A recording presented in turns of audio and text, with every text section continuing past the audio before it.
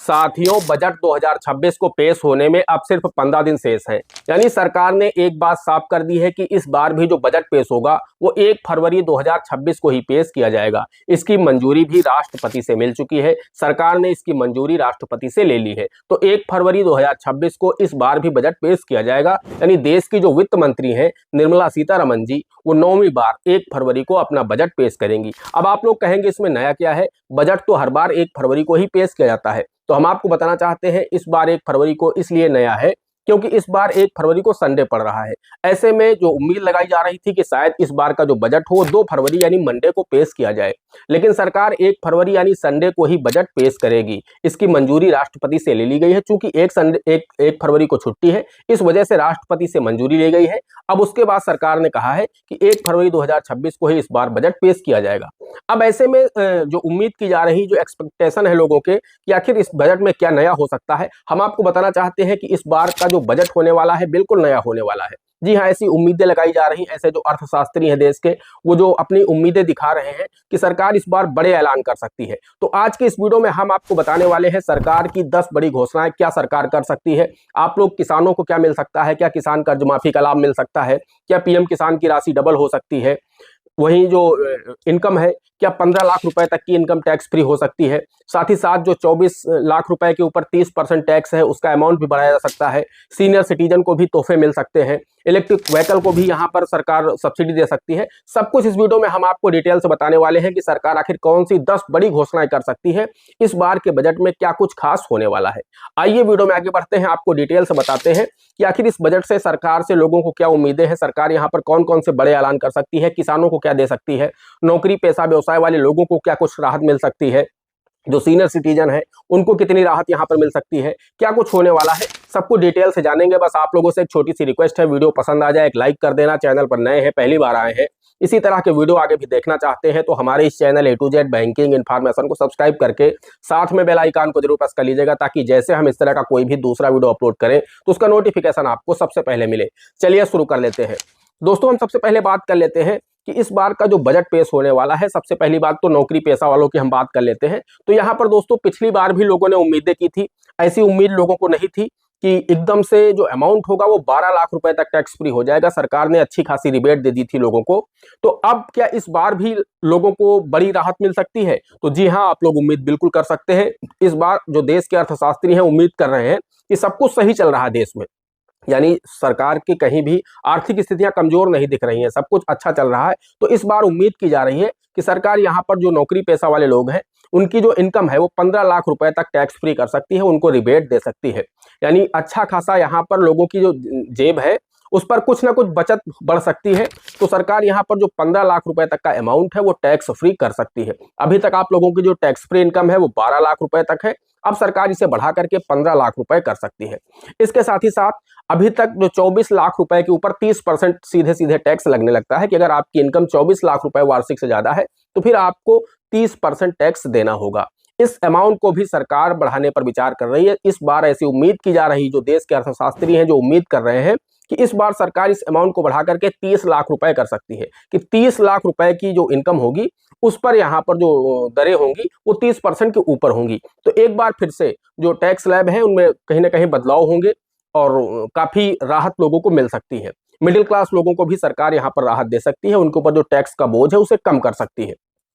इसके बाद हम बात करते हैं सीनियर सिटीजन की। तो सीनियर सिटीजन को भी सरकार यहाँ पर कई बेनिफिट दे सकती है टैक्स में। तो देखेंगे 1 फरवरी को, काफी उम्मीद की जा रही है कि इस बार जो सीनियर सिटीजन है इन पर सरकार का विशेष ध्यान रहने वाला है।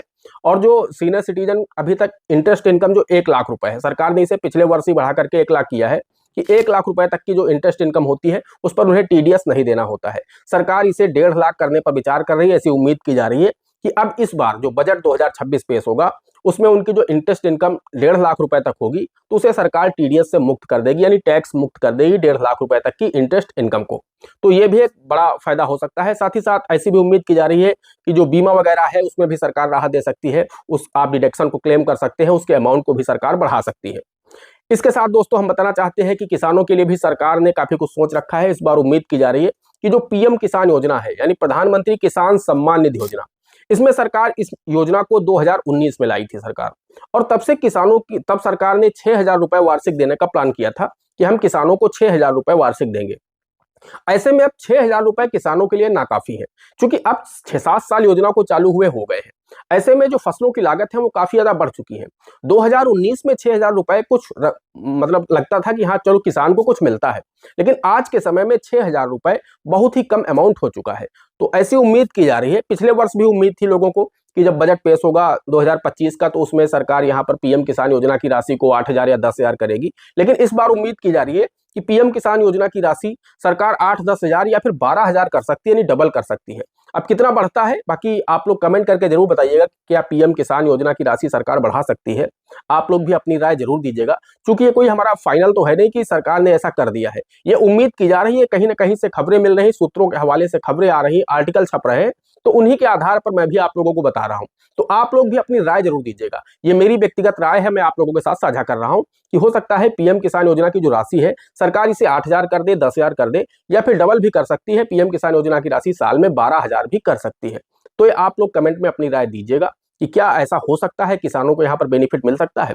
इसके साथ ही साथ जो आप लोगों को पता है कि सरकार ने पिछले वर्ष कहा था कि केसीसी यानी जो किसान क्रेडिट कार्ड होता है, जिसमें किसानों को सस्ता लोन मिलता है उनको अपनी फसल को तैयार करने के लिए, तो यह हो सकता है कि सरकार यहां पर 1 लाख रुपए तक का जो ऋण होता है केसीसी का, उसे सरकार बिल्कुल इंटरेस्ट फ्री कर सकती है।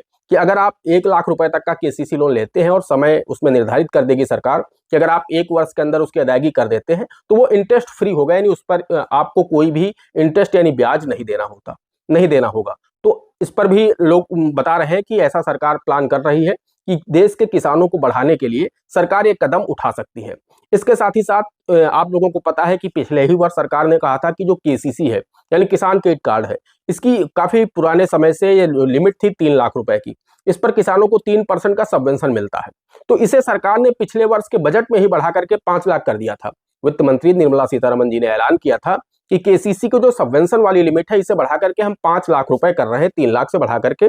तो अब देश के किसानों को 5 लाख रुपए तक का केसीसी लोन सिर्फ 4% की वार्षिक ब्याज दर पर मिल सकेगा। लेकिन अभी तक ये लागू नहीं हुआ बैंकों में।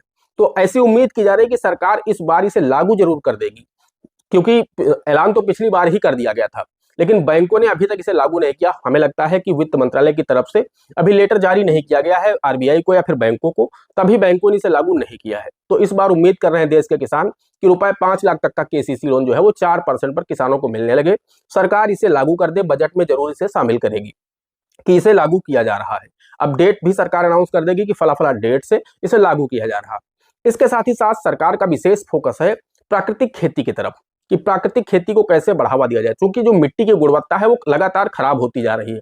किसान लगातार रासायनिक उर्वरक डाल डाल करके जो मिट्टी की गुणवत्ता है उसे खराब कर चुके हैं। तो ऐसे में अब सरकार का फोकस है कि किस तरह से प्राकृतिक खेती की तरफ किसानों को लाया जाए। अब इसके लिए सरकार जैविक खादें ला सकती है, उन पर अच्छी खासी सब्सिडी दे सकती है। तो इस बार एक बड़ा बजट यहाँ पर अलाउ किया जा सकता है जैविक खेती के लिए, कि किसानों को प्राकृतिक खेती के लिए एक बड़ा हिस्सा दिया जा सकता है, जिसमें किसानों को सब्सिडी दी जाए कि उनको सस्ते दाम पर जैविक खादें मिल सके, सस्ते दाम पर उन्हें प्राकृतिक खेती के लिए बढ़ावा दिया जाए, उनको सब्सिडी दी जाए, उनका माल खरीदा जाए। तो सरकार एक अलग बजट यहाँ पर अनाउंस कर सकती है देश के किसानों के लिए। इसके साथ ही सरकार इस बार के बजट में एआई यानी आर्टिफिशियल इंटेलिजेंस, यानी इस पर सरकार का विशेष फोकस है कि इस पर हमारा देश अभी आत्मनिर्भर नहीं है। एआई अभी तक भारत सिर्फ यूज करता है, भारत के पास अपनी खुद की टेक्नोलॉजी नहीं है, भारत के खुद के एआई डेटा सेंटर नहीं है। तो सरकार का विशेष फोकस होगा कि इस बार के बजट में एआई यानी आर्टिफिशियल इंटेलिजेंस, क्योंकि आज दुनिया एआई पर पूरी तरह से शिफ्ट हो रही है, सारे काम एआई से होने लगे हैं। तो ऐसे में सरकार का पूरा प्रयास होगा कि इस बार के बजट में एआई का एक विशेष बजट अनाउंस किया जाए और देश में भी एआई का डेटा सेंटर बने और अपने देश के जो लोग हैं वो आत्मनिर्भर बने। और यहाँ पर एक बड़ा बजट अनाउंस किया जा सकता है इसके डेटा सेंटर के लिए, इनके कर्मचारियों के लिए, इसे नई टेक्नोलॉजी ईजाद करने के लिए। इस पर एक बड़ा सरकार का फोकस हो सकता है और सरकार चाहेगी कि अगले वर्ष तक के लिए यहाँ पर अपना खुद का एक एआई का डेटा सेंटर बने और अपना खुद का एक एआई जनरेट किया जाए ताकि लोग उसका लाभ ले सकें। और इसके साथ ही साथ सरकार का एक और फोकस रहेगा इलेक्ट्रिक व्हीकल के ऊपर। जी हाँ दोस्तों, आप सभी को पता है कि देश में प्रदूषण बहुत ज्यादा बढ़ रहा है। आप सभी ने देखा दिल्ली का कितना बुरा हाल था। इस बार का एक्यूआई था वो 750 तक पहुंच गया, यानी लोगों का सांस लेना दूभर हो गया।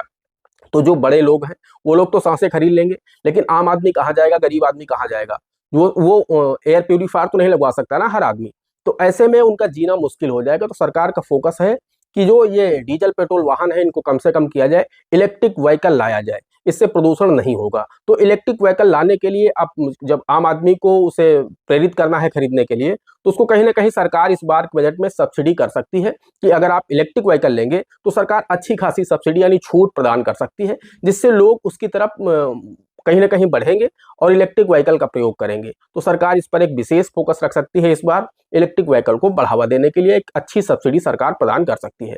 दोस्तों, ये थे 9-10 बड़े ऐलान जो कि सरकार इस बार के बजट में कर सकती है। बाकी आप लोग हमारे इस चैनल से जुड़े रहिए, चैनल को सब्सक्राइब करके रखिए, बेल आइकन को प्रेस करके रखिए।